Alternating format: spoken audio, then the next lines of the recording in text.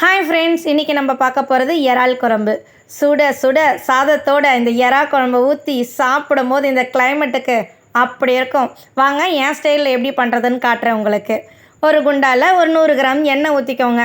தாளிப்புக்கு கடுகு, வெந்தயம், சீரகம் இது தாளிப்புக்கு கொடுத்துட்டு சின்ன வெங்காயம், பூண்டு, கறிவேப்பிலை, ஒரு பச்சை மிளகா தட்டி போட்டிருக்க வெங்காயத்தை முதல்ல நல்லா வதக்கிக்கோங்க. ஒரு 5 நிமிஷம் போல் இதை வதக்கிட்ட அப்புறம் ஒரு 2 பெரிய வெங்காயத்தையும் சேர்த்துருக்குறேன்.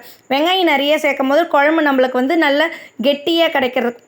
அது கூடவே ஒரு 1/4 கிலோ இறாவை க்ளீன் பண்ணி வச்சுருக்கிறேன். அதையும் சேர்த்து ஒரு 2 நிமிஷம் வதக்கிக்கோங்க. இது கூட உருளைக்கிழங்கு, கத்திரிக்காய், முருங்கைக்காய் கட் பண்ணி வச்சுருக்கிற காய்கறி உங்களோட ஆப்ஷனல் தான். தக்காளி நல்ல பெரிய சைஸ் தக்காளியாக எடுத்துருக்கிறேன். ஒரு 4 பெரிய சைஸ் தக்காளியை சேர்த்துக்கோங்க. ஏன்னா புளி நம்ம இதில் கம்மியாக தான் சேர்க்க போகிறோம் இறா குழம்பை பொறுத்தவரையும். அப்போது நம்மளுக்கு தக்காளி சேர்த்தோன்னா அந்த புளிப்புக்கு ரொம்ப நல்லாயிருக்கும்.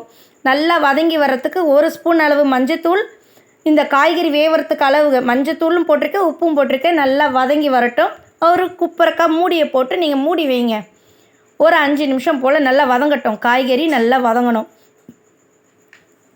காய் நல்லா வதங்கினதுக்கப்புறமேட்டுக்கா தேவையான அளவு மிளகாத்தூள் சேர்த்துக்கோங்க. இது வீட்லேயே அரைச்சி எடுத்த மிளகாத்தூளுங்க. ஒரு 2 ஸ்பூன் அளவு மிளகாத்தூள் சேர்த்துருக்கிறேன்.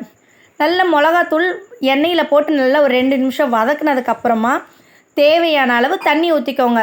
அதாவது காய் முங்குற அளவுக்கு தண்ணி ஊற்றினாலே போதுமான அளவு. முருங்கைக்காய், உருளைக்கிழங்கு வெந்ததுக்கு அப்புறமேட்டுக்காக தான் நம்ம புளி தண்ணி ஊற்றணும். அதுக்கு முன்னாடியே நம்ம புளி தண்ணி ஊற்றிட்டோம்னா முருங்கைக்காய் வேகாது.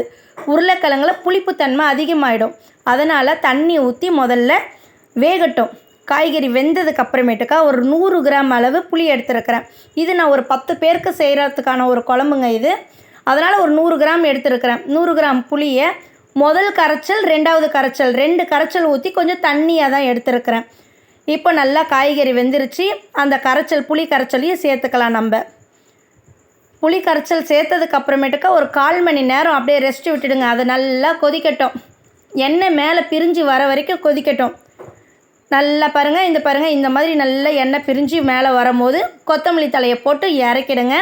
சுட சுட சாதத்தோடு சர்வ் பண்ணுங்கள். அப்படி இருக்கும். இதில் நான் இன்னொன்று போடுறதுக்கு மறந்துட்டேன். நான் இதில் மாங்காவும் சேர்த்துருக்கிறேன். உங்களுக்கு இது மாங்கான்றது உங்களோட ஆப்ஷனல் தான். இந்த வீடியோ உங்களுக்கு பிடிச்சிருந்தா லைக் அண்ட் ஷேர் ஃப்ரெண்ட்ஸ்.